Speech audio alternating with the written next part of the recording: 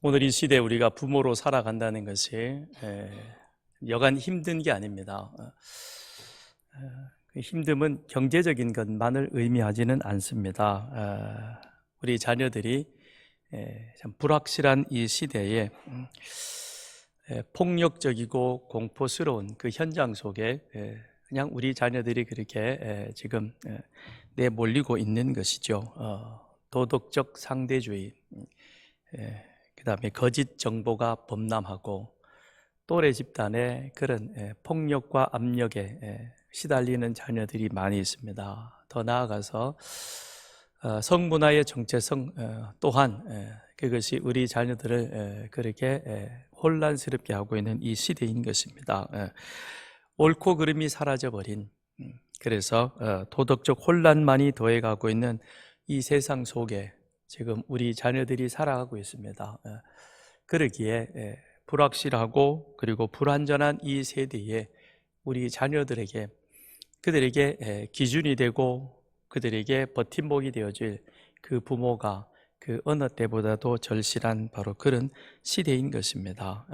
그래서 부모된 우리들, 한때는 우리도 자녀였고 자녀이면서 우리는 그 시간들을 지내오면서 우리 안에 그런 갈등들이, 어려움이 있었습니다. 그런데 이제는 그런 갈등들을 이제 우리가 부모로서 그 일들을 겪고 있는 자녀들에게 그런 좋은 본이 되어주고 그리고 좋은 인도자가 되어가는, 한편으로는 좋은 친구가 되는 그런 우리 부모가 되어야 할 것입니다. 그래서 우리도 하나님을 알아가고 닮아가지만 우리 자녀들도 우리와 똑같은, 아니 우리보다도 더 하나님을 더 많이 알아가고 더 닮아가는 그런 자녀가 되도록 우리는 도와야 할 것입니다.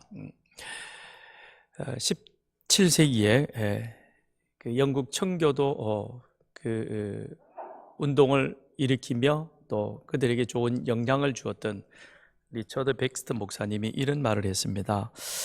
가족을 거룩하게 다스리는 것이 세상에 대한 하나님의 통치의 중요한 부분이며 이와 반대되는 것, 가족을 거룩하게 다스리지 않는 것은 마귀의 통치의 중요한 부분임을 생각해라. 내 안에 하나님의 거룩함, 하나님의 통치함을 그걸 인정하면 그건 바로 하나님이 세상을 다스리듯 나를 다스리는 것이 되는 것이요. 그런데 우리 안에 하나님의 거룩함으로 다스리도록 그렇게 우리 자신을 또는 우리 자녀들을 그 안으로 내어놓지 못하면 그건 사탄이 그 자녀들을 마음대로 그렇게 데리고 놀도록 우리 자녀들을 그들에게 맡기는 그와 같은 꼴이 된다는 것입니다. 그러기에 부모된 우리들은 우리 자녀들을 하나님의 가르침으로, 하나님의 거룩함으로 인도하는 그런 역할들을 잘 감당해야 할 것입니다. 성경에 보면 가정교육에 대해서 늘 말할 때 빠지지 않고 등장하는, 별로 좋은 예는 아닙니다만, 엘리와 그 아들들 홈니와 비느하스를 우리는 보게 됩니다. 엘리는 사사시대 마지막 제사장이며 사사였습니다. 그런데 성경은 그 아들들에 대해서 이렇게 말합니다. 엘리의 아들들은 행실이 나빠 여호와를 알지 못하더라. 행실이 나빠 여호와를 알지 못한다. 그거를 킹 제임스 번역에서는 The son of Belial, 벨리알의 아들이다, 바알의 자식이 되었다는 겁니다. 하나님의 제사 일을 감당하는 제사장의 아들이 하나님을 알지 못하니까 결국 그 아이의 모든 삶을 사탄이 지배하고 다스리게 되어서 그 사탄의 영역 속에 놀아나는, 그래서 벨리알의 아들이 되고 말았다, 사악한 자가 되고 말았다는 것입니다. 결국은 그 안에 하나님을 존경하는 그런 모습이 없습니다. 그러니 아버지의 대를 이어서 그들이 제사장의 역할을 감당하지만, 그러나 제사하러 오는 이스라엘 백성들의 원성과 원망만 높아갑니다. 왜냐하면 하나님이 정해놓은 그 제사의 규례에 따라서 제사장의 몫이 따로 정해지는데 그들은 그런 하나님이 정해놓은 제사 제도의 규례에 대해서는 관심이 없습니다. 이 안에 하나님을 두려워하는 마음이 없으니까 그런 일들을 버젓이 행하게 되는 것이죠. 그러니 그 고기를 솥에 넣어서 삶을 때 제사장의 사원들이 와가지고는 우리 제사장이 삶은 고기는 싫다, 생것을 좋아한다, 그래서 그걸 휘저어가지고는 갈고리에 찍히는 대로 그것을 가져갔던 간 것이죠. 이 그들에게 있어서는 하나님이 두렵지 않습니다. 여러분 그걸 오늘 이 시대 속에 그대로 가져와서 한번 보십시오. 하나님의 은혜와 하나님의 축복으로 우리가 지금 여기까지 왔습니다. 그런데 많은 사람들, 특별히 이 땅의 지도자라고 자처하는 그들의 마음속에 정말 하나님을 두려워하는 마음이 있을까? 그들의 입으로는 모든 권세는 필요하니까 위로부터 주어진다 라고 자기 있는 그 자리를 정당화시키면서, 그런데 그들이 하는 모습을 보면 그들의 안중에 그들의 마음은 하나님 두려워하는 모습이 없습니다. 그러니 하나님을 대적하는 그와 같은 일들을 버젓이 지금 그대로 행하고 있는 것이죠. 그게 엘리 제사장 때 홈리와 비느하스가 했던 그 일들이 오늘 대한민국 이 땅 가운데서도 그런 일들이 그대로 드러나고 있다는 것입니다. 우리 가정은 어떠할까? 나는 어떠할까? 우리 자녀들은 어떠할까? 우리는 엘리 제사장의 경우를 통해서 우리 자신을, 우리 가정을 되돌아봐야 할 것입니다. 엘리 제사장은 공적으로 보면 참 훌륭한 사람이었습니다. 그는 마지막 사사였고 제사장이었고, 그리고 사무엘을 정말 훌륭한 그런 사사로 제사장으로 키웁니다. 사무엘이 하나님의 부르심을 받습니다. 자기 제자가 하나님의 부름을 받고 하나님의 음성을 듣는데 스승은 그 가운데서 배제되어지면 자연스럽게 질투심이 날 거예요. 그렇지 않겠어요? 그런데 엘리는 그런 것을 초월합니다. 어젯밤에 하나님이 너를 부르셔서 뭐라고 말하더냐 묻습니다. 대단한 사람이죠. 그런데 그런 엘리였지만 자녀 교육에 있어서만큼은 그러하지 못했습니다. 그런데 사무엘은 어려서부터 엘리 제사장이 행하는 일들을 보고 하나님의 성전에서 자랐습니다. 사무엘은 그 스승을 뛰어넘을 만큼 참 훌륭한 그런 하나님의 사람, 일꾼이었습니다. 그런데 그 엘리의 아들들이 하나님을 두려워하지 않고 제 마음대로 행하는 그 모습을 사무엘은 보고 그도 자랐고, 그리고 그의 자녀들도 있었습니다. 그런데 자녀 교육에만큼은 사무엘 역시 아마 제 마음대로 되어지진 않았던 것 같습니다. 그래서 사무엘이 현역에서 은퇴하고 그 아들들이 아버지의 뒤를 이어서 이스라엘의 사사가 되었는데, 그런데 그 하는 일들이 백성들이 보기에 옳지 않습니다. 그러니까 백성들이 와서 아들들이 자기 아버지의 행위를 따르지 아니하고 이익을 따라 뇌물을 받고 판결을 굽게 하니까 저분은 우리의 사사로서 적합하지 않다. 그러니 우리에게 왕을 세워달라고 백성들이 사무엘에게 와서 조르게 되어진 것이죠. 사탄은 이 땅에 하나님 나라가 세워지는 것을 가장 싫어합니다. 어떻게든 하나님의 나라를 파괴시키고 그거를 무너뜨리려고 지금도 여러 가지 모양으로 그렇게 활동을 합니다.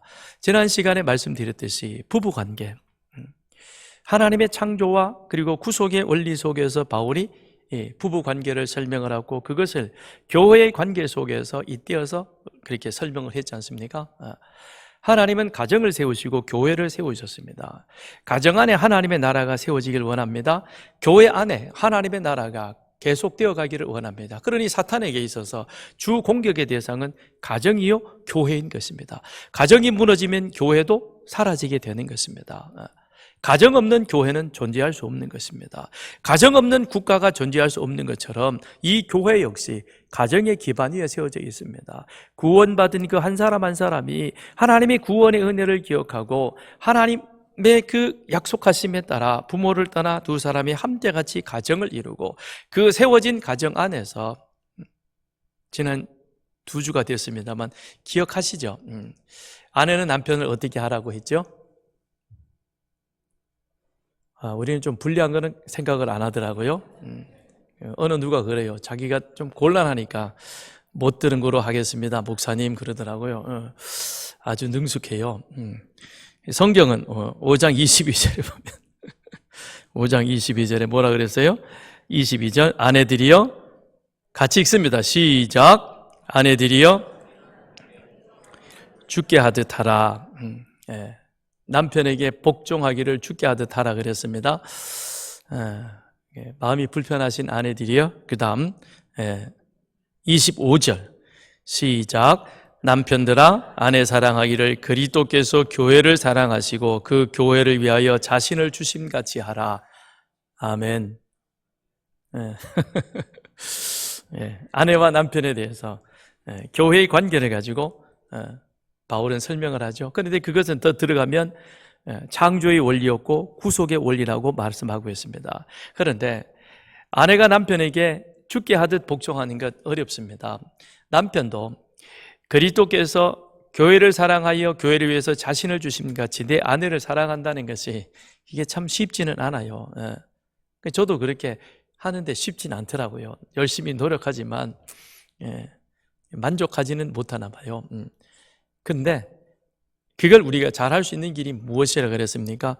그 위로 올라가면 18절에 성령으로 충만함을 받으라. 성령 충만함으로 아내는 남편은 아내에게, 아내는 남편에게 각자에게 주어진 그와 같은 의무를 다하게 되어진다는 겁니다. 그런데 이것이 그대로 지금 누구와의 관계 속에서도 지속이 되어지느냐, 이루어지느냐, 부모 자녀와의 관계 속에서도 동일한 모습으로 그것을 바울은 말해주고 있다는 겁니다. 그러니까 우리가 한때는 우리는 자녀였습니다.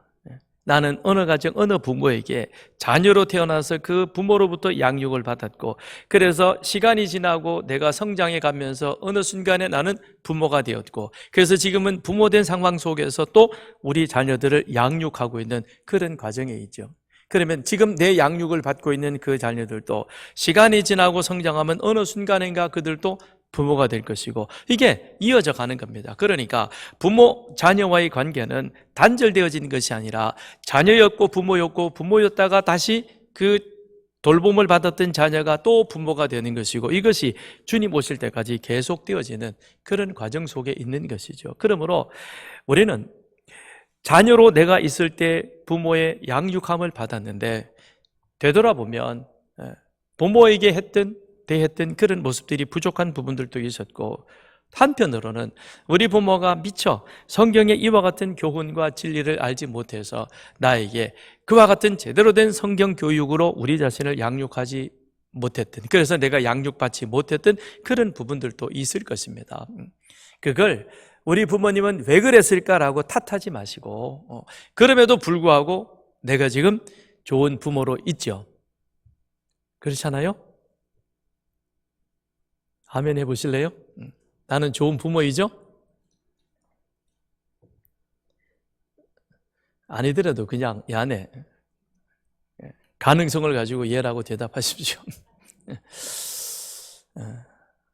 그걸 부모 탓을 하지 말고, 부족하지만 그래도 부모로서 최선을 다하여 나아가고 있는 나, 그런데 다시 성경의 원리를 들여다보니까 내가 해야 될 부분은 이런 부분이구나, 이렇게 함으로써 나도 부모로서 자녀로서의 그와 같은 사명, 그래서 우리는 우리 자녀들이 장성했지만 그럼에도 불구하고 그들을 어떻게 하면 성경적 원리에 따라서 그렇게 좋은 자녀로, 부모로 그렇게 자라갈 수 있도록 도울 것인가. 그를 위해서 바울은 오늘 자녀들아, 그리고 또 아비들아, 그렇게 우리에게 말씀해 주고 있는 것입니다. 자, 1절로부터 3절을 같이 한번 읽어봅니다. 시작. 자녀들아, 주 안에서 너희 부모에게 순종하라. 이것이 옳으니라. 내 아버지와 어머니를 공경하라. 이것은 약속 있는 첫 계명이니 이로써 내가 잘되고 땅에서 장수하리라. 먼저 자녀들에게 바울이 권면을 합니다. 자녀들을 향한 바울의 권면은 부모에게 순종하는 것이 옳은 것이다라고 이렇게 말하고 있습니다. 여기서 말하는 옳다라고 하는 것은 의롭다라고 하는 것이죠. 이 세상의 옳음과 이 세상의 의로움은 오직 하나님밖에 없습니다. 하나님만이 참된 의의 기준인 것이고 하나님만이 참된 옳음인 것입니다. 그렇다면 우리가 하나님 앞에서 내 부모를 공경하고 내 부모의 말씀에 대해서 순종하는 그것이 이 세상에서 가장 옳은 모습이다라고 하는 것입니다. 가장 옳은 것. 내 부모에 대해서 내가 순종하는 것. 이것은 세상의 그 어떤 것보다도 먼저 되어져야 하는 겁니다. 왜냐하면 그것이 하나님이 보시는 옳음이기 때문에 그러한 것입니다. 그건 더 나아가서 내 생명이 누구로부터 주어졌느냐? 하나님으로부터 주어졌는데 하나님은 내 부모를 통해서 나에게 생명을 주셨습니다. 그러므로 나와 부모와 하나님은 이 하나의 관계 속에서 옳음과 의로움 속에 바르게 세워져 있는 것이죠. 그러므로 내가 내 부모에게 순종하고 내 부모에 대해서 공경을 다한다는 것은 곧 내 눈에 보이지 않는 하나님에 대해서 순종하고 공경하는 것과 동일한 것입니다.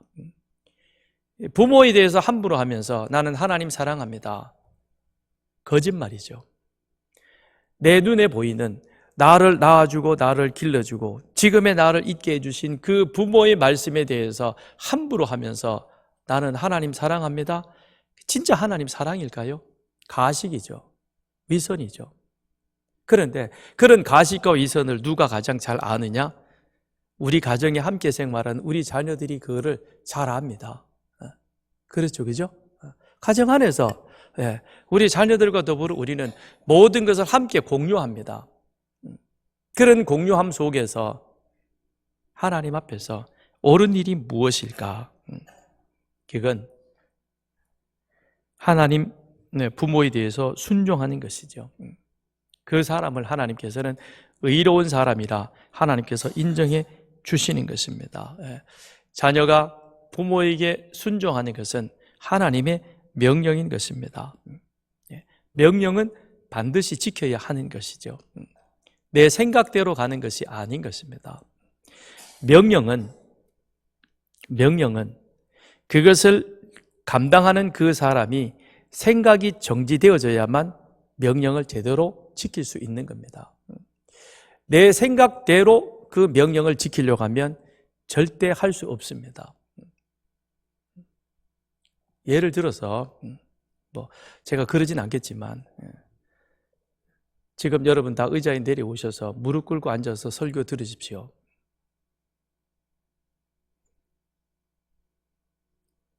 그럼 여러분 이 명령에 대해서 만일 순종한다고 그러면 내려와야 되겠죠, 그죠? 무릎 꿇어야 되겠죠. 그게 명령에 순종하는 겁니다. 그런데 이 맨바닥에 무릎 다 까지겠네.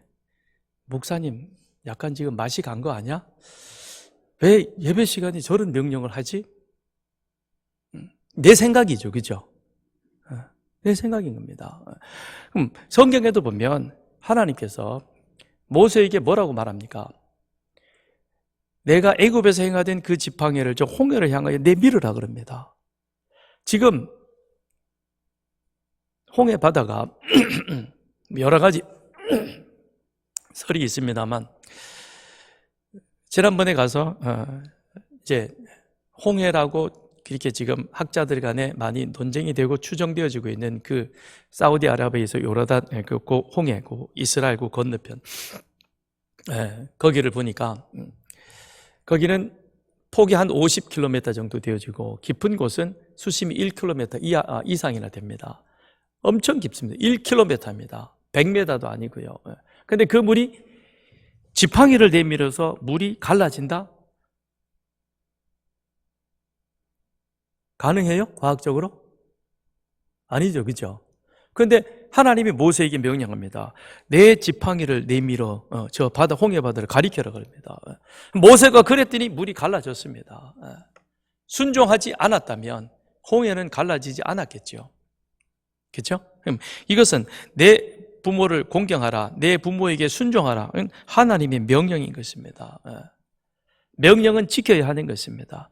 왜 그렇게 명령을 지켜야 하느냐? 부모와 나는 생명을 매개체로 하고 있기 때문에 그렇거든요. 내 생명은 부모로부터 받은 것입니다. 그런데 그 부모로부터 받은 생명은 누구로부터 주어졌느냐? 하나님께서 내 부모를 통해서 나에게 주셨던 것입니다. 그러므로 내 생명은 결국 하나님의 것입니다. 그럼 내 생명의 주인은 하나님이시기 때문에 내 생명의 주인 되신 그 하나님 앞에 우리는 순종하는 것입니다. 그게 부모에 대한 순종인 것입니다. 내 부모를 순종하라. 이것이 옳다라고 그렇게 말씀합니다.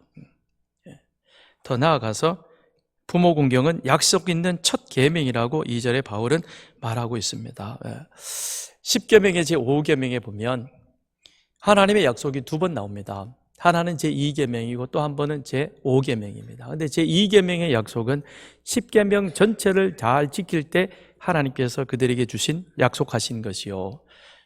그런데 이 5계명의 내 부모를 공경하라라고 하는 것은 거기에 이 부모 공경으로 인한 하나님의 그것을 잘 실천한 사람에게 약속하신 약속인 것입니다. 그래서 내 하나님 여호와가 내게 준 땅에서 내 생명이 길리라. 이 땅에서 장수하고 이 땅에서 잘 되어지는 그 길을 하나님께서는 무엇과 연결시켜 놓았느냐? 내 부모에게 공경하고 순종하는 것이다. 그렇게 될 때 하나님께서 그렇게 행하는 그 사람에게 죄송합니다. 하나님께서는 땅에서 장수하고 잘 되는 그와 같은 복을 약속해 주신 것이죠. 창세기에는 믿음의 조상들의 일대기가 기록되어 있습니다. 아브라함의 일대기, 하나님의 선택을 받아서 가나안 땅에 와서 그가 죽기까지, 그 내용이 12장부터 26장까지 나오고요. 죽는 그 순간부터 그 다음에 이삭의 이야기가 등장되어지면서 27장에 이삭에게 나오고 그 다음부터는 25장 후반까지고 26장에 이삭의 이야기가 나오고 그 다음에 27장에 와서 보면 이삭과 야곱의 이야기가 나오게 되어집니다. 그리고 그 다음에는 야곱의 이야기가 후반부로 나아가고 그리고 야곱의 막내 아들 요셉에 대한 이야기가 마지막을 장식하게 되죠. 그러니까 통상적으로 보면 이스라엘에게 있어서 민족의 조상, 그들의 족장이라 그러면 3명이죠. 아브라함과 이삭과 야곱인 것입니다. 그런데 아브라함과 야곱의 이야기는 12장부터 쭉 이어지면서 그 분량들이 사실 비슷하게 내용들이 참 많습니다. 기록된 내용도 자세하게 그렇게 기록을 하고 있습니다. 그런데 그 사이에 아브라함의 이야기와 야곱의 이야기 그 사이에 이삭은 마치 샌드위치처럼 끼어져 있는 그런 얘기로 그냥 슬쩍 지나가고 맙니다. 그냥 26장 한 장에 이삭의 이야기가 나올 뿐인 것입니다. 왜 그럴까? 이삭의 삶을 보면 특별한 점이 사실은 별로 없습니다. 그냥 진짜 먹고 자고 죽었더라. 그게 이삭의 이야기로 할 수 있을 것입니다. 아브라함은 그의 삶 가운데서도 좀 드라마틱한 일들이 참 많이 있었잖아요. 야곱 역시 마찬가지고. 그런데 이삭에게는 어찌 보면 평범합니다. 평범하지만 그러나 그 삶이 더 의미가 있다는 것이죠. 무엇이죠? 이삭은 순종의 사람이었습니다. 특별한 일은 없었지만 대단한 일은 하지 않았지만 그러나 그는 내 부모를 공경하라 순종하라라고 하는 이 하나님의 명령에 대해서 이삭은 그대로 실천했던 사람인 것입니다. 그래서 하나님 명령에 따라 아브라함이 아들 이삭을 모리아산에 번제로 드리기 위해서 그를 데리고 산에 올라갔습니다. 이삭은 아버지에게 순종하되 행동으로도 말로도 100% 순종합니다. 행동만 순종한 것이 아니라 그의 말 속에서도 아버지에게 순종의 모습이 담겨져 있죠. 그건 이 마음에서부터 내 아버지를 경외하는, 공경하는 그 모습이 그 속에 있었던 것입니다. 아버지 하나님께 드릴 번제는 양은 어디에 있습니까? 하나님께서 자기를 위해서 준비하셨을 거야. 더 이상 이제 그 다음에 이삭의 얘기가 없습니다. 아브라함이 이삭을 잡아가지고 번제단에 올리려고 그럽니다. 그런데 거기에 대해서도 이삭은 행동으로 순종합니다. 말로도 순종했지만 행동으로도 순종하는 그 이삭. 하나님은 그런 이삭을 평범했지만 이게 바로 무엇이냐? 부모를 공경하고 부모 공경이 하나님을 경외하는 모습이요, 그것을 내 삶 속에서 실천하는 사람이요, 그의 삶이 모든 사람 눈에는 평범해 보이지만 그러나 하나님께서 약속하신, 하나님께서 너에게 준 내 땅에서 장수하리라, 잘되리라, 그 약속이 그대로 이루어져 간 그런 모습이었던 것입니다. 우리도 이와 같은 사람이 되기를 바랍니다. 부모를 공경함으로 그 부모 공경이 하나님 경외하는 모습이 되어지고, 그렇게 우리가 하나님을 우리 가정에서 우리 자녀들과 더불어 함께 같이 하나님 말씀을 실천하는 가정이 되어짐으로 말미암아 하나님이 세우신 창조 질서가 우리 가정 안에 그대로 살아 역사하고, 그 역사 속에 우리가 함께 같이 살아 숨심으로 하나님이 약속해 놓으신 그런 땅에서 잘되고 장수하는 복을 받아 누리는 여러분과 저가 되기를 바랍니다. 그런데 그 순종을 바울은 어떻게 하라 그랬습니까? 주 안에서 순종하라 그랬습니다. 주 안에서 너희 부모에게 순종하라, 주 안에서 내 어머니를 공경하라, 이것이 약속 있는 첫 계명이다라고 말합니다. 주 안에서 순종하라라고 하는 것은, 그거는 우리의 모든 삶이 나의 유일한 주 대신 그 주님을 인식하라는 겁니다. 아침에 일어나고 저녁에 잠잘 때까지 직장 때문에 밖에 나가 있든지 어디에 있든지 간에 늘 우리의 마음에는 우리 주님께서 부활하셔서 내가 너희와 세상 끝날까지 항상 함께 하시리라 그랬죠. 그러니까 항상이라는 그 표현은 우리의 모든 삶의 영역 속에 우리 주님께서 같이 동행하시는 모습인 겁니다. 그것처럼 그렇게 주님이 우리와 동행하신다면, 그렇다면 우리가 주 안에 있다라고 하는 그 의미는 살아 부활하셔서 지금 하나님 우편에 계시며 이 세상을 창조하신 그 창조주 하나님, 그 하나님을 우리는 늘 인식하듯 인식하는 그 상황 속에서 내 부모를 대하는 겁니다. 그럴 때 주님 앞에 참된 부모를 참되게 공경하고 순종하는 그와 같은 삶이 이루어질 것입니다. 그래서 늘 우리는 주님을 인식하고 그 주님의 가르침을 우리 마음속에 새기고, 그 가르침에 따라서 어떤 상황이든 나의 유불리를 떠나서 주님의 명령에 따라 부모를 공경하는 그런 우리들, 또 우리 자녀들을 우리는 그렇게 양육시켜야 될 것입니다. 이건 말로 해서는 안 되는 겁니다. 내가 그런 모습의 삶을 보여주는 것이죠. 자녀는 우리의 뒷모습을 보고 그들도 가는 겁니다. 그러니 가정에서뿐만 아니라 교회 안에서 사람을 대할 때 그걸 다 그대로 하죠. 그죠? 어느 순간에 보면 아들이 아버지를 그대로 따라 하잖아요. 그렇잖아요? 아버지가 밥 먹어 그러면 어느 순간에 아들도 그렇게 행동하고, 근데 알고 보니까 딸들은 누굴 닮아가요? 엄마를 닮아가죠. 그죠? 근데 좋은 걸 닮으면 좋겠는데 별로 안 좋은 걸 닮아가지고 짜증나죠? 그건 뭡니까? 내가 잘 살아야 되겠다. 내가 잘 살아야 되겠다. 그거죠. 그 다음에 자녀들에게 그렇게 권면하고, 그리고 나서 4절에 보니까 아비들아 또, 자 4절 시작, 또 아비들아 너희 자녀를 노엽게 하지 말고 오직 주의 교훈과 훈계로 양육하라. 자녀들에게 권면한 바울은 그 다음엔 아비들, 가정에 대해서 부모에게 말하는데, 그런데 여기 보니까 아비들아라고 말합니다. 아비들, 아버지죠. 그럼 자녀 양육에 대한 책임은 누구에게 있다? 따라합시다. 아버지에게 있다. 다시 한번, 자녀 양육의 책임은 아버지인 나에게 있다. 아버지들이요, 이 시간에 이제 긴장하십시오. 아버지들 긴장하셔야 돼요. 하나님께서 자녀 양육의 책임을 아버지에게 주셨다라는 것은 가정의 머리는 남편이다, 아버지다라는 그런 권리이며 축복인 것이죠. 그래서 자녀의 축복권을 하나님은 누구에게 주셨느냐? 아버지에게 주셨어요. 그러니까 아버지는 하나님 앞에 특별한 권리와 그리고 권위와 축복과 의무를 받은 자인 것입니다. 아내에 대해서는 머리가 되는 것이고, 마치 교회의 머리가 예수 그리스도이듯 가정에서 그 가정의 머리가, 아내의 머리는 누구냐? 남편인 것입니다. 그래서 가정의 질서는 누구로부터 시작되느냐? 하나님 아버지, 그 다음에 가족, 아내와 가족들, 이렇게 가는 게 이게 가족의 온전한 질서인 것입니다. 그러면서 동시에 자녀 교육의 책임을 하나님께서 아버지에게 주셨다라고 하는 것은 이후에 내 가정에 되어졌던 모든 것들의 궁극적인 책임을 하나님은 누구에게 물으시느냐?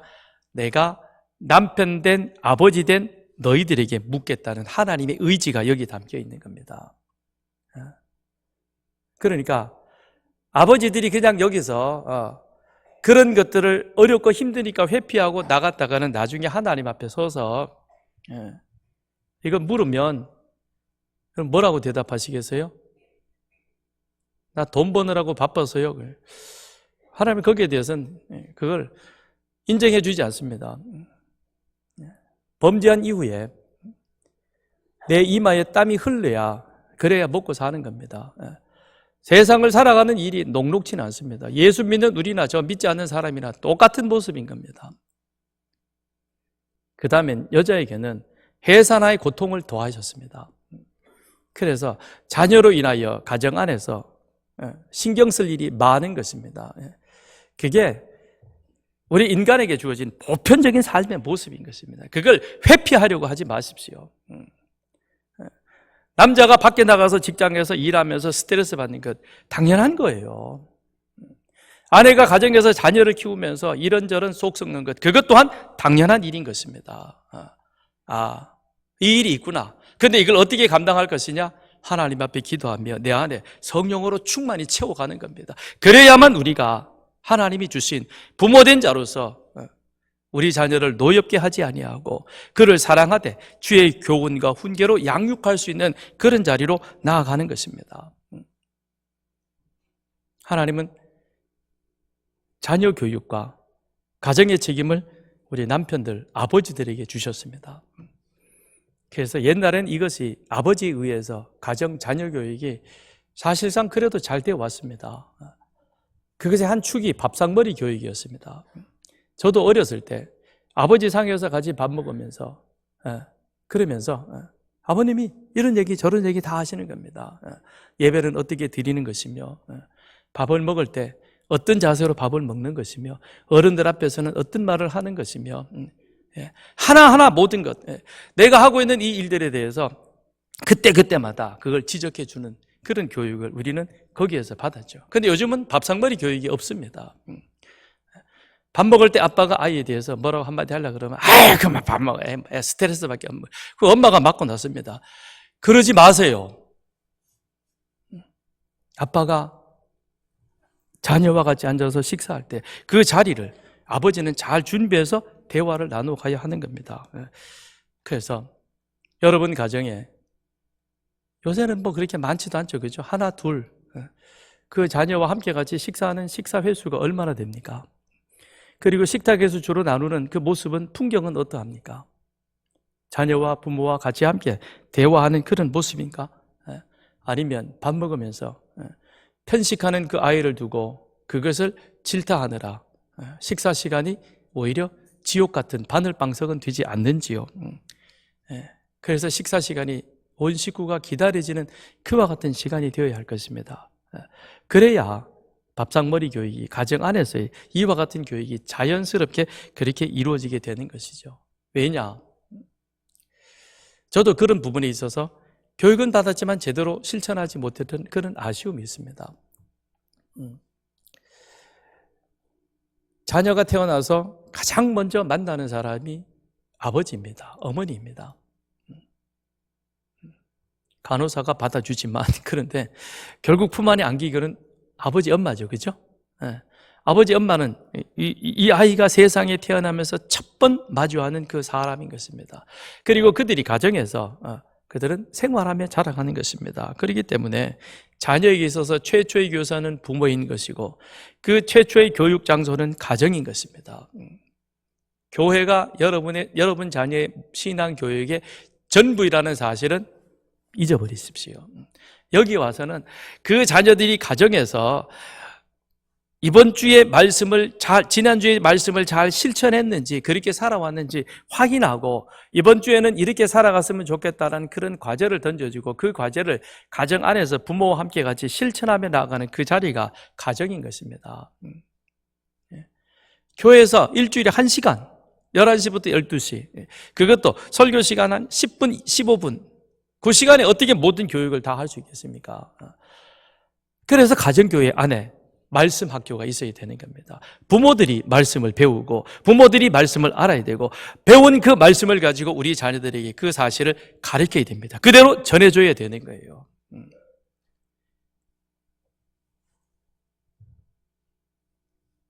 우리 여자 자매들은 주중에 그래도 이렇게 저렇게 성경 공부할 생각들이 있는데요, 남자분들은 아예 갈수록 점점 더합니다. 주일 한 번 참여하는 것을 대단히 잘하는 것으로 그렇게 생각을 하고 있습니다. 잘못된 거예요. 지금 수요일 저녁에 저희들이 하이델베르그 교리 문답을 배우는데, 웨스트민스터 요리 문답, 그 다음에 소요리 대요리 문답, 하이델베르그 교리 문답, 이거 전부 다 종교개혁 전후 시대, 그 다음에 오래전, 그때부터 이미 가정에서 부모들이, 아버지가 그 내용을 알고 그거를 자녀들에게 집에서 가르쳤습니다. 사도신경의 내용은 무엇이고, 주기도문은 무엇이고, 성경은 어떤 것이고, 하나님은 어떤 것이고, 그걸 누가 가르쳤느냐? 아버지가 가르쳤다니까요. 근데 요즘 아버지는 그런 거 전혀 안 합니다. 그러면 우리 자녀가 어떻게 됩니까? 홈리와 비누아스 같이, 엘리의 아들들 같이 되어버리는 겁니다. 그걸 방지하는 길은 무엇이냐? 아버지들이요, 성경을 배워야 됩니다. 왜 아버지는 성경을 배우지 않습니까? 왜 남자들은 성경 공부하는 일에 대해서 외면합니까? 그리고 교회의 중요한 결정은 전부 남자들이 다 하려고 듭니다. 잘못된 거 아니에요? 남자들이 먼저 성경을 배워야죠. 주일 예배 1시간? 엄청 부족합니다.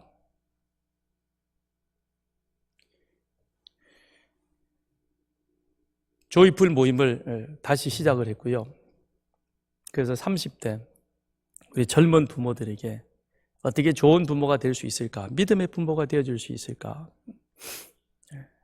그리고 오늘 가칭 4050 모임인데 40대부터 60대까지 남자들 모여서 짧은 시간이지만 다시 한번 성경 공부하고 친교 나누고, 그러면서 다시 교제의 폭을 넓혀가면서 성경 공부할 수 있는, 그래서 가정에서 하나님이 아버지에게 내 자녀를 가르칠 수 있는 그런 특권을 주셨는데, 그래서 아버지라고 하는 그 이름 자체 이미 뭐가 있느냐? 하나님이 주신 권위가 그 속에 있는 것입니다. 아버지는 곧 무엇이냐? 그 이름 자체로 하나님이 그에게 맡겨주신 권위가 그 속에 있는 것이죠. 그런데 우리 자녀들을 어려서부터 하나님의 말씀으로 양육하지 아니하면, 그러면 그 자녀들을 그 다음에는 놓치게 되는 겁니다. 사무엘상 2장 22절부터 24절에 보면, 엘리가 매우 늙었더니 그의 아들들이 온 이스라엘에게 행한 모든 일과 회막문에서 수종드는 여인들과 동침하였음을 듣고 그들에게 이르되, 너희가 어찌하여 이런 일을 하느냐? 내가 너희의 악행을 이 모든 백성에게 듣노라. 내 아들들아, 그리하지 말라. 내게 들리는 소문이 좋지 아니하니라. 너희가 여호와의 백성으로 범죄하게 하는도다. 이게 엘리가 이제 그 아들들에게 그렇게 타이릅니다. 엘리가 나이 많아 늙었습니다. 그런데 아버지의 권위가 전혀 그 아들들에게 서지 않습니다. 왜 그럴까요? 어려서부터 주의 교훈과 훈계로 양육받지 않았으니까.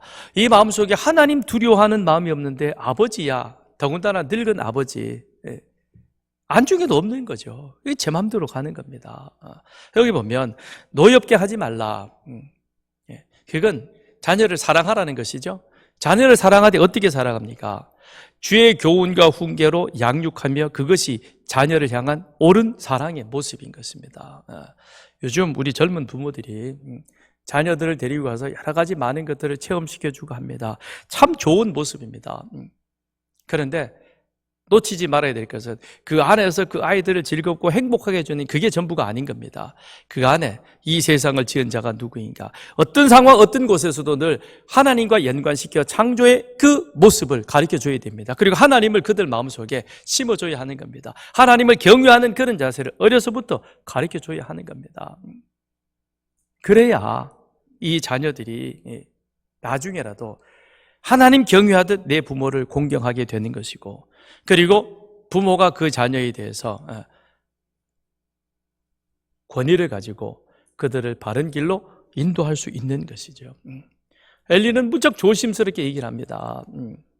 왜요? 그들을 노엽게 하지 않고, 그리고 그들을 타이르기 위해서. 그러나 이미 그들의 마음에는 벨리알, 바알이 그들을 꽉 지배하고 있으니까 아버지의 권위가, 아버지의 말씀이 그들에게 들어오지 않는 겁니다. 그러니까 지 마음대로 가는 거예요. 그래서 엉망이 되어버리는 것이죠. 하나님은 아버지에게 권위를 주셨습니다.